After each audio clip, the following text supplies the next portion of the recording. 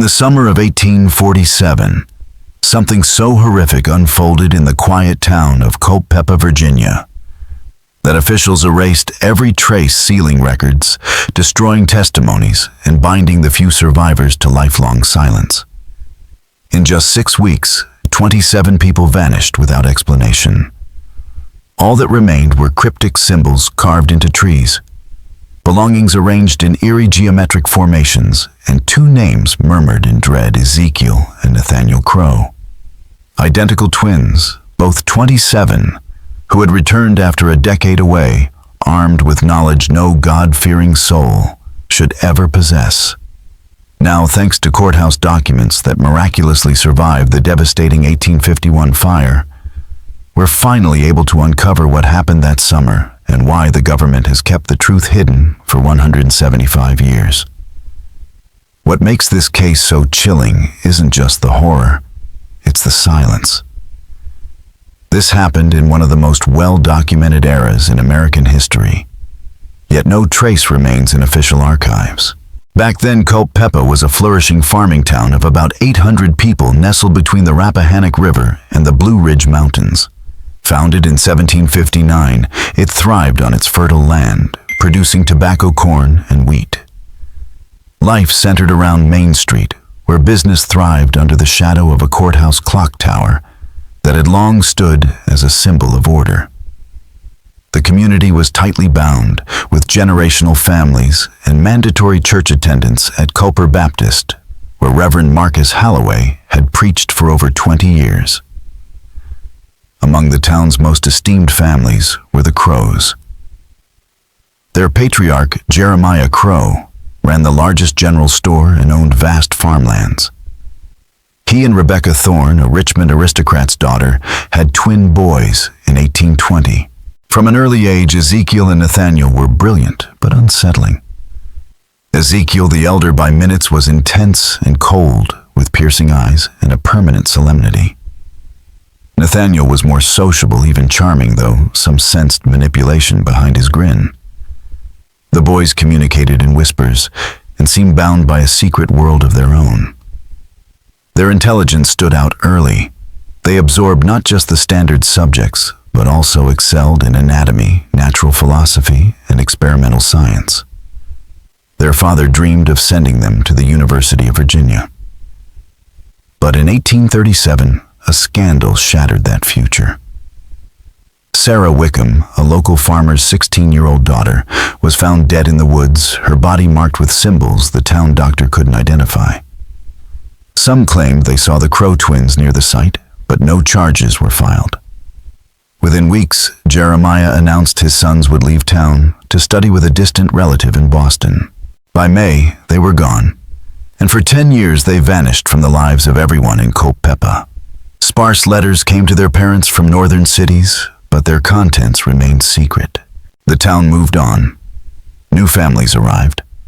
The railroad brought new prosperity, and the Crow twins became a fading memory. Until June 15, 1847. That afternoon, 2 tall men in dark tailored suits stepped off the stagecoach and stared coldly at the town they once called home. Those who recognized them felt a chill. The twins had returned. They took rooms at the Culpeper Inn, where Martha Henley, a widow who had known them as boys, noticed their strange behavior. Meals in silence, locked doors, and odd smells that reminded her of chemicals and death. Their first move was to claim their inheritance. Their parents had both died during the twins' absence, and the estate had waited in trust. County Clerk Benjamin Fletcher, who processed the paperwork, noted in his private diary that their hands bore what looked like chemical burns, and their demeanor had become disturbingly self-assured. Soon after, they began restoring their childhood home on the hill. Wagons from Richmond delivered barrels and crates, which the twins unloaded alone. No one saw what was inside, but rumors swirled. Scientific tools, chemicals, unidentifiable objects. Smoke rose constantly from their chimney. Lights burned through the night. And over the coming weeks, the disappearances began. The Crow twins were polite, but their presence unsettled everyone. They attended church regularly, though Reverend Halloway noted they never took communion and seemed more interested in observing the congregation than worshiping. In town, they conducted business quietly, always paying in gold rather than common paper notes. Their civility carried an edge, calm, distant, and vaguely menacing. It wasn't the adults who first noticed something was wrong, but 12-year-old Timothy Crawford. A sharp boy working part-time at Hamilton's livery stable, Timothy had a knack for routine. On July 2nd, he mentioned to his boss, James Hamilton, that something felt off. Mrs. Kemp hadn't shown up for her weekly riding lesson. Mr. Dobson hadn't claimed his horse now, 2 days overdue. At first, Hamilton brushed it off as coincidence. People change plans, take detours.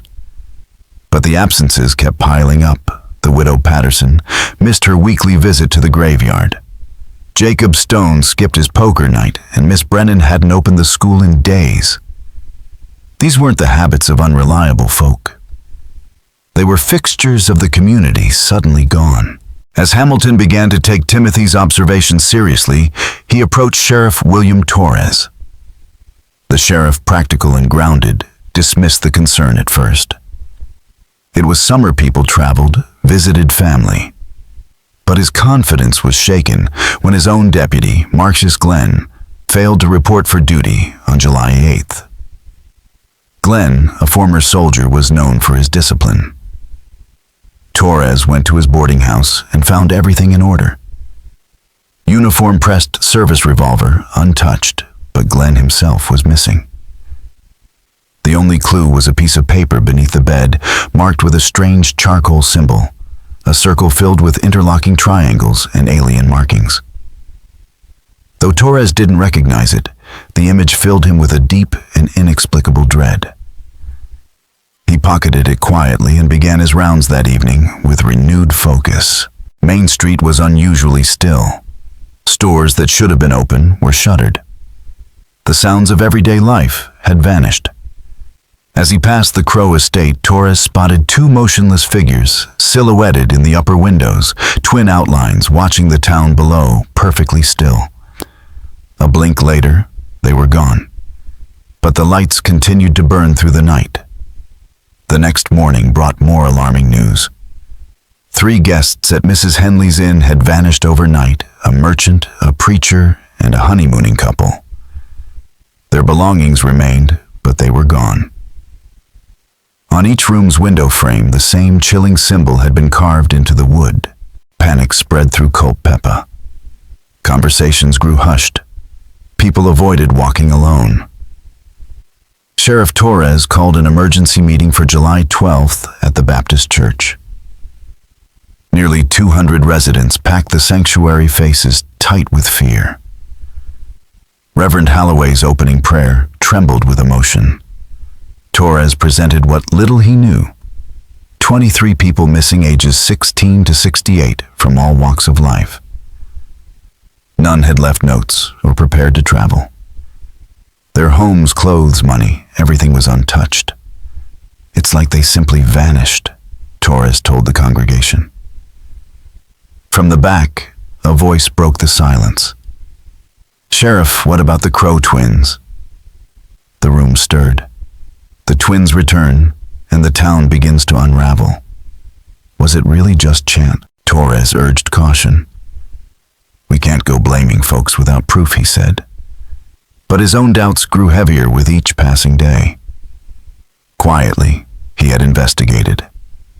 The Crows had ordered disturbing items from Richmond Chemicals, used for embalming and preservation, surgical tools, anatomical charts, equipment more suited to a lab than a home. Neighbors had reported strange sights too. Sarah Dalton, whose farm bordered the Crow property, had seen flickering lights moving through the woods at night, shifting, purposeful, unnatural. Her husband Robert had found several dead animals on their land.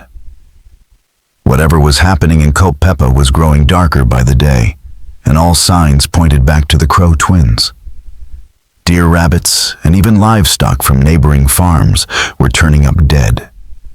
each body positioned with unsettling precision in geometric patterns, identical to those seen throughout Culpeper. These scenes, once isolated and rare, were now appearing with alarming frequency, echoing the symbols and arrangements that had become the town's quiet obsession. After the town meeting, a volunteer patrol system was quickly established. Men were assigned shifts to guard the streets through the night. Families were told to stay together, report anything unusual, and never be alone after sunset. But even these precautions felt useless in the face of something that defied understanding. As the congregation filtered out into the humid July dusk, many glanced nervously toward the Crow House, now a permanent fixture of dread, silhouetted on the hill. In the upper windows, the glow of lamplight revealed two unmoving figures, once more still silent and watching. As the crowd dispersed, Dr. Thomas Fairfax approached Sheriff Torres with a troubled look and trembling hands. From his medical bag, he retrieved a worn leather portfolio notes left behind by the town's former physician, Dr. Edmund Parrish. Among them were detailed observations from 1837 about the death of Sarah Wickham, the girl whose murder had driven the Crow twins from town a decade earlier. What Dr. Parrish recorded had never been shared with law enforcement. Incisions made with surgical precision, organs removed and replaced in ways that served no medicinal purpose, and evidence of chemical preservation applied to the corpse. Most terrifying of all was the doctor's closing note. He believed the killer possessed advanced anatomical knowledge and no empathy whatsoever. If such a person were to continue their studies unchecked, he wrote, "I fear what they might eventually achieve." Dr. Fairfax looked Torres in the eye. "I believe the Crow twins killed Sarah Wickham. And I believe the disappearances are them perfecting what they started." He didn't have to explain further. The implications were clear and horrifying. The volunteer patrols, while meant to bring safety, only unearthed deeper horrors. On the night of July 15th, 3 men, Robert Dalton, Henry Vance, and Samuel Reed, discovered what would later be called the arrangement site. It lay half a mile from the Crow property in a clearing where children had once played. But what they found was no playground. 23 personal belongings, clearly from the missing residents, had been laid out in a perfect spiral. A wedding ring, a bonnet, a Bible, a pocket watch. Each item was precisely placed around a stone circle. At the center, carved deep into the soil, was a large and complex version of the same symbol found in the inn's guest rooms, interlocking triangles, surrounded by markings that resembled a written language. The trees around the clearing had been manipulated. Bark stripped in certain places, limbs cut to create deliberate sightlines. From the center, the surrounding forest seemed to form a larger, more disturbing pattern. Samuel Reed, once a surveyor, studied the site and spoke with hushed dread. "This isn't random," he said. "This is advanced geometry. Whoever did this knows mathematics, engineering, and measurement better than most men I've worked with." Sheriff Torres arrived before dawn with Dr. Fairfax and Reverend Holloway. None of the 3 could explain what they were seeing. This wasn't madness. It was planning, science, and ritual all twisted into one. Reverend Holloway was visibly shaken. This is something older than anything I've ever read about. Pagan rites maybe, but mixed with knowledge that doesn't belong to this age. Dr. Fairfax knelt beside the symbols, inspecting them with a magnifying lens. "These weren't made with farm tools," he said. "These cuts are clean surgical. And this," he pointed to a dark residue around several carvings, "is blood, preserved chemically. It should have rotted days ago, but it hasn't. It's been treated." They soon noticed another disturbing detail. The arrangement was clearly visible from the upper windows of the Crow House. The trees around the site created a kind of visual funnel, drawing the eye toward the center like a magnet. It was hypnotic, calculated. The site wasn't just a place of ritual, it was meant to be seen, possibly monitored. Determined to catch whoever was behind it, Sheriff Torres personally volunteered to keep watch over the clearing the following night. He positioned himself in a concealed location with full view of the arrangement and waited as darkness swallowed the forest. Just after midnight, two figures stepped into the moonlight, tall, pale, dressed in black. Ezekiel and Nathaniel Crow. Torres recognized them instantly. They moved with eerie precision, each carrying a leather satchel and a lantern dimly glowing with filtered light. For nearly 2 hours, the brothers worked silently, rearranging objects in the spiral, carving new symbols, and performing what could only be described as a ritual. They stood in specific positions, raised their arms in practiced gestures, and moved in a synchronicity that felt unnatural, rehearsed inhuman. The sheriff wanted to act, but something in the air held him in place. Their movements didn't feel like those of men, but of machines, following instructions every step, measured, every gesture exact. He couldn't move, couldn't speak. He could only watch, transfixed and terrified. When the brothers finally left, Torres found himself gasping for breath. The clearing had changed again. The symbols were more elaborate. Items had been repositioned. And most chilling of all, one new item had been added to the spiral. It was a woman's silver locket, still faintly warm from the neck it had been taken from. Several wooden structures arranged with unnerving precision in a geometric pattern formed what could only be described as a fully operational research compound, an industrial-grade laboratory embedded in the quiet wilderness outside Culpeper. Inside the buildings were packed with equipment more befitting a prestigious urban medical college than a rural Virginian clearing. Work tables were cluttered with scientific instruments. The walls were covered with anatomical charts, and shelves bore hundreds of glass jars filled with preserved unidentified organic substances. But it was the central building, larger, darker, and isolated, that revealed the horror in full. Within, the search party found a makeshift surgical theater. 23 wooden tables, each equipped with metal restraints and stained with dried fluids, had been arranged in the same spiraling pattern that had haunted the investigation. On the surrounding shelves, glass containers held human organs suspended in murky preservative fluids. Handwritten notes, 2 distinct scripts unmistakably matching earlier samples from the Crow twins, documented procedures that read like a fusion of medical treatise and torture manual.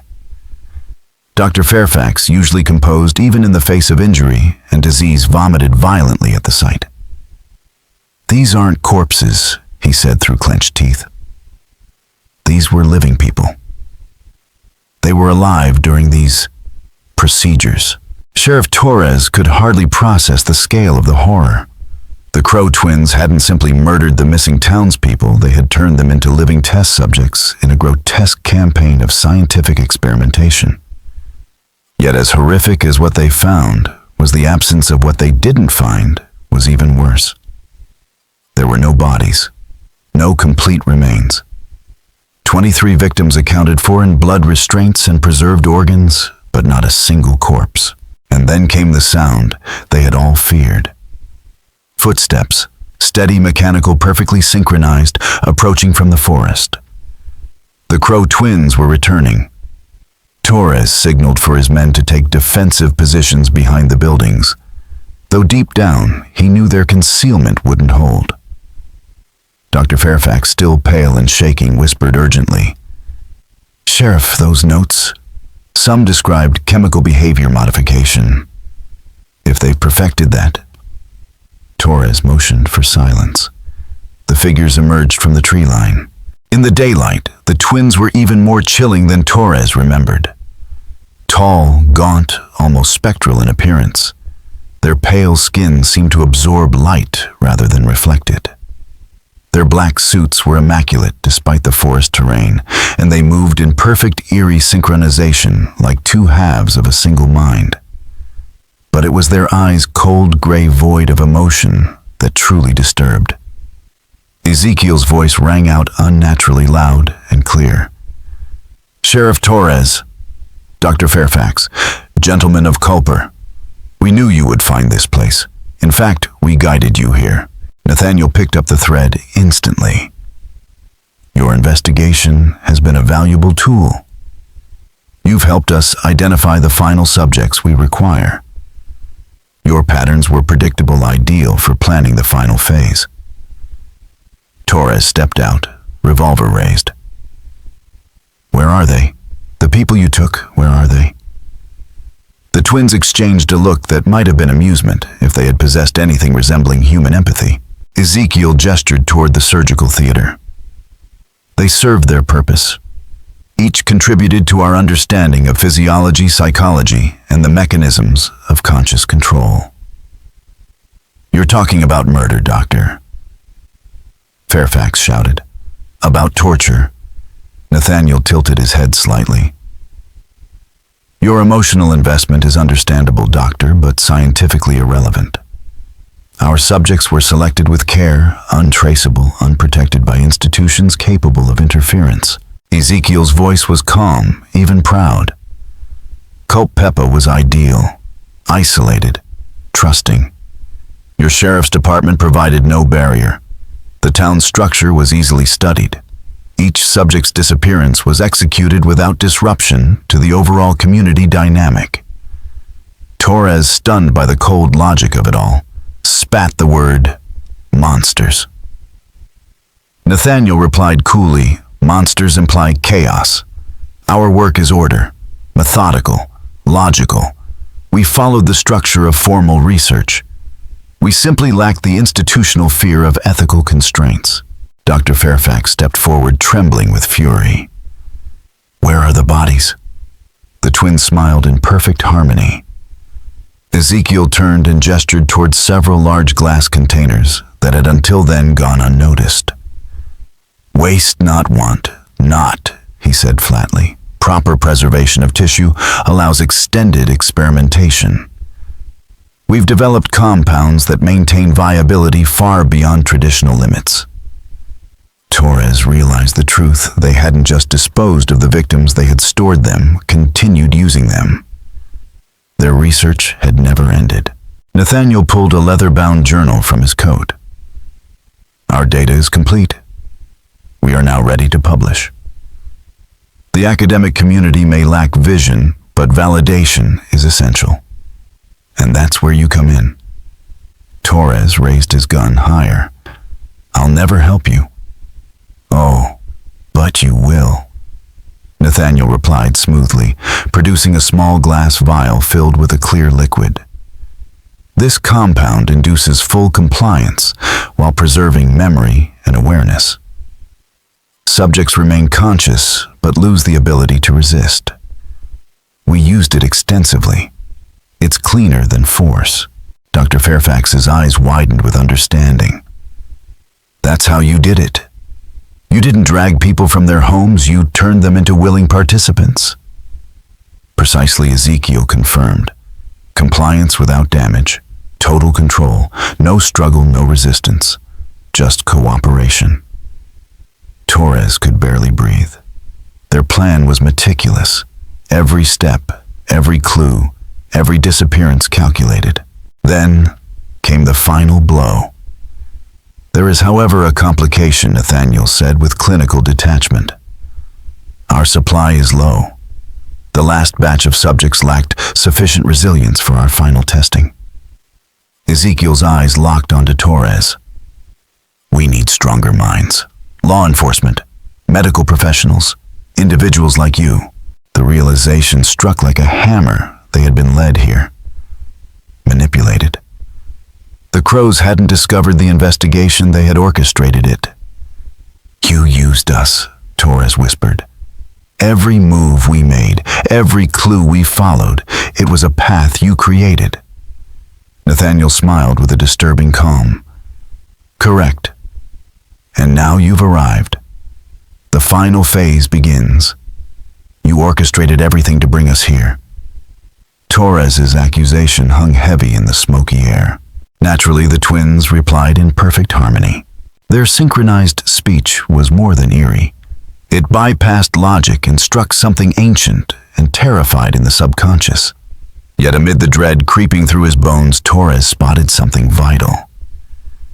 The twins, for all their brilliance and cruelty, had built their facility hastily, using local materials. The lab was unfortified. The walls were wood. The layout prioritized function over defense. And most crucial of all, the twins weren't warriors. They relied entirely on psychological tactics and chemical control. He met Dr. Fairfax's eyes. The physician had come to the same realization. If they could avoid being drugged, they might still fight back. With a clarity born of desperation, Torres didn't argue or threaten. He acted. He raised his revolver and fired not at the twins, but at the glass containers that lined the walls. The shot shattered decades of stored experiments, triggering violent chemical reactions. Liquids mixed. Containers exploded. Acrid smoke rose instantly as fires flared across the floor. "Run," Torres shouted, but his men were already fleeing into the trees, survival instinct overriding reason. Then came the sound that stopped him in his tracks, the laughter. Not unhinged or chaotic, but calm, satisfied. "Excellent, Sheriff," Torres Ezekiel called through the smoke. "Your predictable response has provided the final data point." Nathaniel added, "We now have a complete psychological profile of law enforcement under duress. Phase 1 of the Culpeper project is complete. Phase 2 begins with updated methodologies." Torres stumbled into the forest, mind racing. The twins hadn't been improvising. They had planned every moment using Culpeper as a prototype. Worse, they weren't finished. As he crested a hill, the view opened onto the town below. But instead of relief, he was met with dread. Thin uniform columns of smoke rose from multiple points, too controlled to be accidental. People moved in the streets below, not panicked, but with robotic precision. Torres raced downhill. At the town's edge, he reunited with Dr. Fairfax, who had arrived via a separate path. The physician was pale, breathless. "Sheriff," he gasped, "they've changed. The people, I've seen dozens. They're working in silence, moving in unison. It's like they're following instructions only they can hear." Torres scanned Main Street through a spyglass and felt his stomach drop. Residents were organizing furniture belongings, tools, arranging them in perfect geometric spirals. These weren't acts of confusion or desperation. They were methodical, purposeful.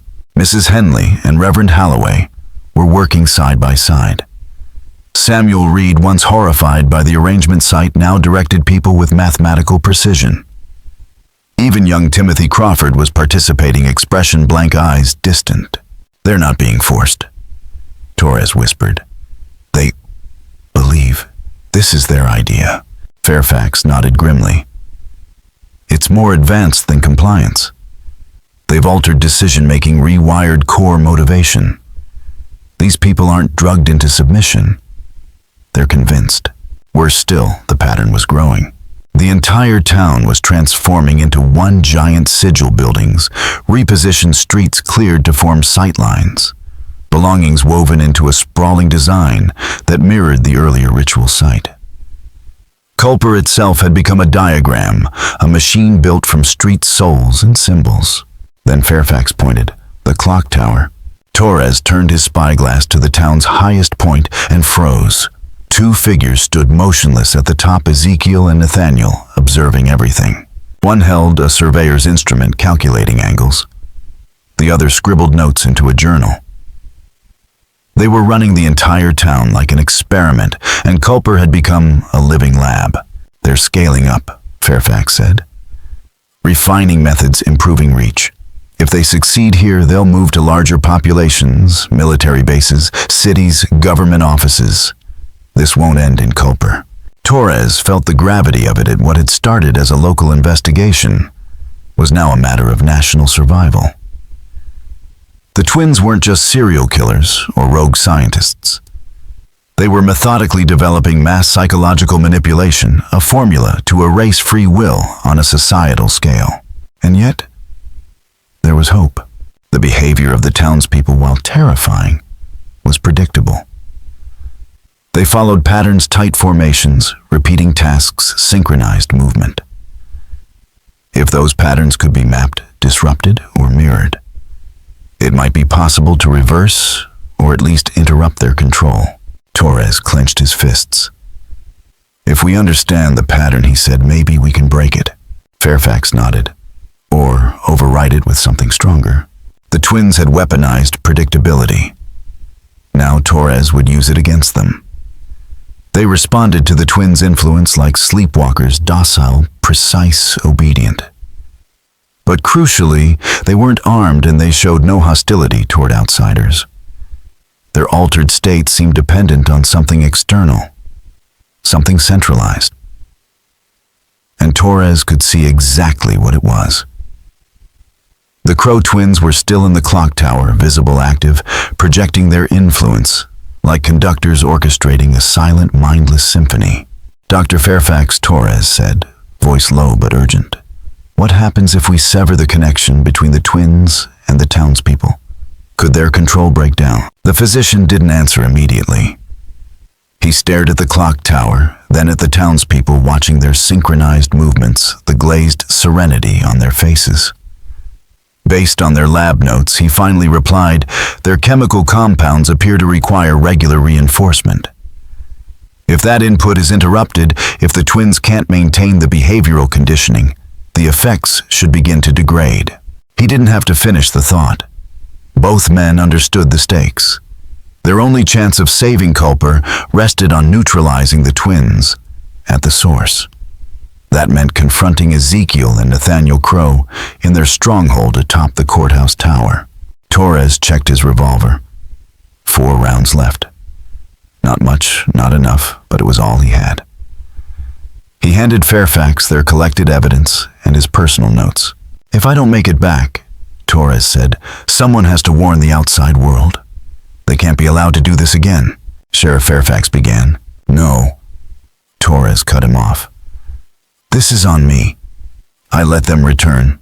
I let this happen. I won't let it spread. With that, Sheriff William Torres began what he knew was his final march. He navigated the warped landscape of his hometown like a soldier in enemy territory, ducking behind chairs, shelves, crates, wagons. The streets had become corridors in a grand living machine built from the bones of the town he had sworn to protect. The people moved around him in tight formations, oblivious to his presence. Their stillness was more horrifying than chaos. And then as he neared the courthouse, he heard it. The twins' voices, synchronized, smooth, unstrained, echoed across town. Though spoken normally, their words seemed amplified by something unnatural, reaching every street, every ear with perfect clarity. Citizens of our research community, they intoned. Your contributions have exceeded all expectations. The data collected here will transform human understanding. Your cooperation will be remembered as the cornerstone of a new age. Torres ducked behind an overturned cart and listened, the hairs on his neck rising. They were concluding the experiment. He had seen what happened to subjects once their data was harvested. The 23 missing weren't missing, they were used up. The rest of the town would likely meet the same end. We have achieved proof of concept, the twins continued. Our methods now attract interest from institutions in Richmond, Baltimore, even Washington City. The future of social order lies in rational management of human behavior. Torres clenched his jaw. The Crows weren't content with Culper, they wanted the nation.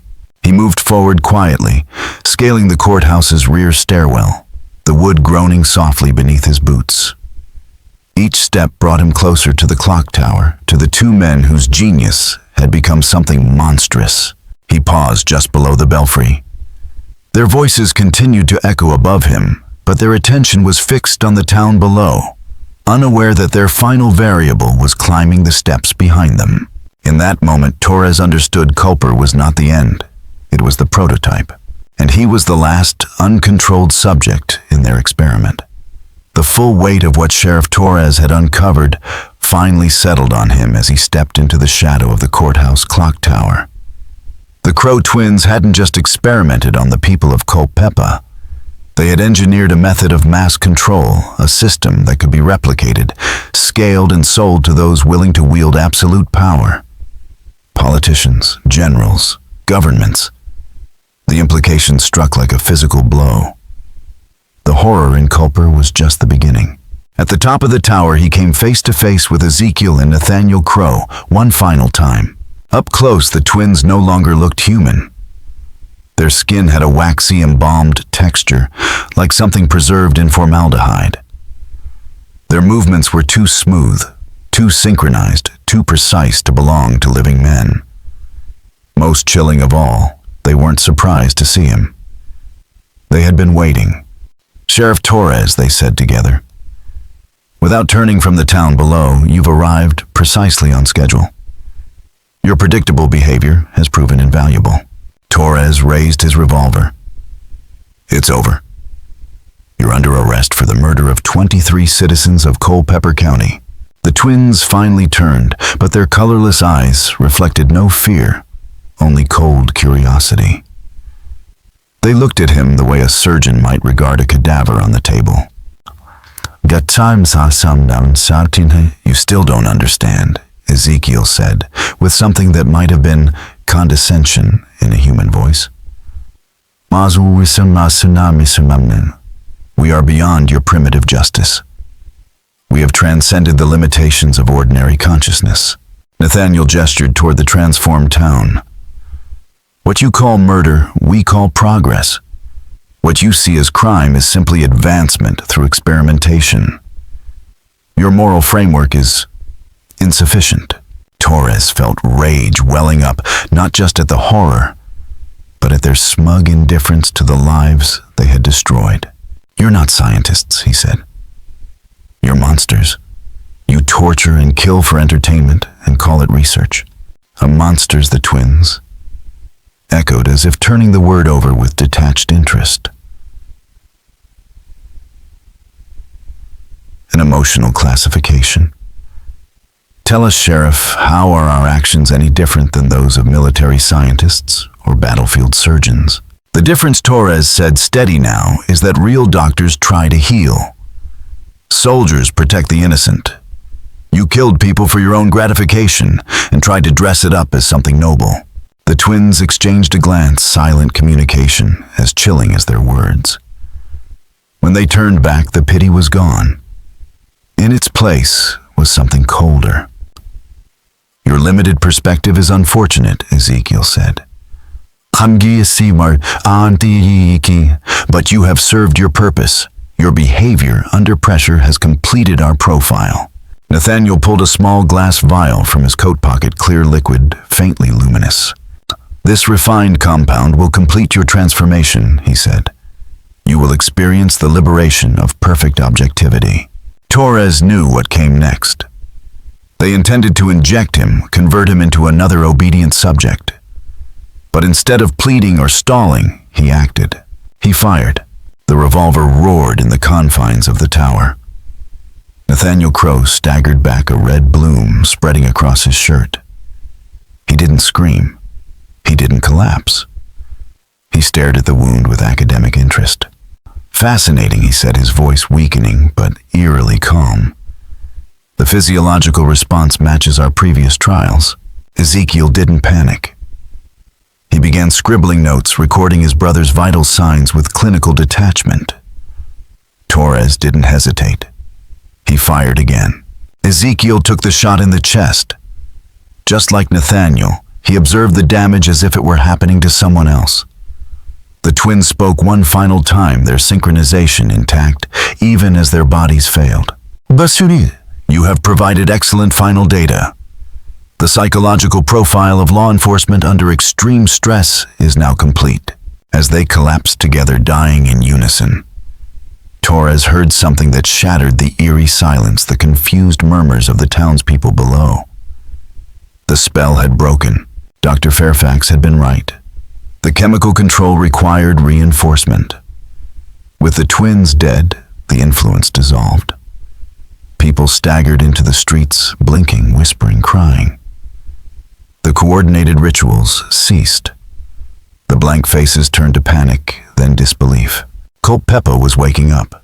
Torres sank to his knees beside the fallen twins, the weight of everything finally crashing down. The cost. The lives lost. The people altered forever. He stared into the brother's eyes, still open, still cold, still empty, and asked the question that haunted him most. Why? Why do this to innocent people? Their final answer came like a curse. Because we could. Because human beings are resources. Because the advancement of science justifies any sacrifice. Their final breaths were perfectly synchronized. Even in death, they maintained their unnatural bond. Their eyes never closed. Aftermath. In the weeks that followed, the full extent of the horror became known. Of the original 800 residents, only 347 survived the summer of 1847. The 23 who disappeared during the investigation were never found. Despite extensive searches of the forest laboratory and surrounding wilderness, no remains were recovered. Their fate became part of the dark folklore of Virginia, whispered about, but never resolved. Sheriff William Torres was hailed as both hero and haunted man. He had stopped the Crow twins, but at a cost no lawman should bear. Culpeper would never be the same, but the true terror lay in what the twins had already achieved. Their methods, their data, their blueprints. The evidence Torres and Fairfax preserved was locked away, classified, and buried by those who feared what might happen if it were ever rediscovered. Because the Crow twins had proven something far more dangerous than anyone wanted to admit. They had proven that it was possible. The surviving townspeople of Culpeper, freed from the twins' chemical influence, struggled with fragmented memories. Most recalled arranging objects into strange geometric patterns, but couldn't explain why these tasks had once felt so urgent, so necessary. Dr. Fairfax documented their symptoms extensively, producing what would later become one of the first clinical studies of mass psychological manipulation in American medical history. Sheriff Torres, meanwhile, compiled a comprehensive report detailing the twins' methods, their laboratory experiments, and the public safety implications of their research. But when he submitted it to state and federal authorities, he encountered unexpected resistance, suggesting that the Crow's claims of government interest may not have been as delusional as he had once assumed. The Virginia State Police dismissed the incident as a local matter. Federal marshals confiscated the remaining physical evidence, the twins' journals, chemical formulas, and experimental equipment. The official conclusion, Ezekiel and Nathaniel Crow were declared mentally unstable individuals who had acted alone, isolated criminals with no broader threat to national security. Dr. Fairfax's attempts to publish his findings were likewise rejected. Labeled anecdotal, unprovable, or too speculative, his work was quietly shelved. The medical establishment of 1847 simply wasn't prepared to accept the idea that chemical compounds could alter human will. By the time the courthouse fire of 1851 destroyed all remaining local documentation, most official records of the Culpeper incident had either been sealed, buried, or vanished entirely. The federal archives that once held the twins' confiscated research would never be located again. The people of Culpeper were left to rebuild their shattered lives, knowing their government had chosen silence over truth. Many families fled the region entirely. Those who stayed rarely spoke of that summer, not even to each other. Sheriff Torres continued to serve until his death in 1863, but the weight of his failure never lifted. His private journals, discovered posthumously, revealed a man haunted by guilt, driven by the belief that others might be continuing the Crow's work elsewhere. Dr. Fairfax left the town in 1849 to pursue advanced study in Europe. He never again publicly mentioned the Crow twins, but his work in Vienna and Paris quietly influenced the earliest developments in neurochemistry and psychiatry.